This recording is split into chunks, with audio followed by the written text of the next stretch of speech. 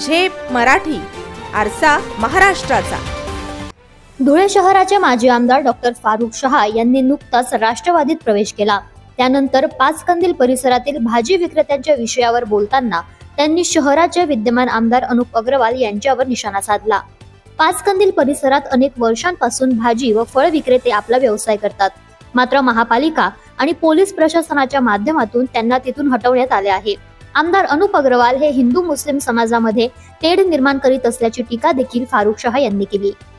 मेरे स्पीच में भी बताया कि ये जो पाचकंदील का जो मामला है उसमें सिर्फ मुसलमान भाई नहीं बल्कि कई हिंदू भाई भी बेरोजगार हो चुके हैं और ये जो आमदार है, हालिया जो आमदार है, इसका बस काम ही है कि नफरत फैलाना।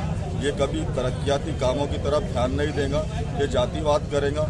उसकी जो नापाक कोशिश है कि मुसलमानों को घर से बेघर किया जाए, इंशाअल्लाह उसकी तमाम साजिशें को हम नाकाम करेंगे।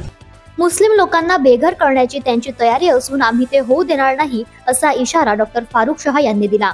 शहरात गेल्या 7 महिन्यांपासून विकासापेक्षा जातीवाद वाढवण्याचे काम सुरू आहे, त्यांचे मनसुबे आम्ही सफल होऊ देणार नाही, असंही ते म्हणाले। जैसा कि हमने देखा कि तकरीबन 7 महीने से हम लोग देख रहे थे कि शहर धुलिया में तरक्याती काम बिल्कुल बंद हो चुके थे। न सिर्फ अक़लियती इलाकों में बल्कि पूरे शहर भर में जो विकास काम है, जो तरक्याती काम है, बंद हो चुके थे और सिर्फ जातिवाद को भड़काया जा रहा था।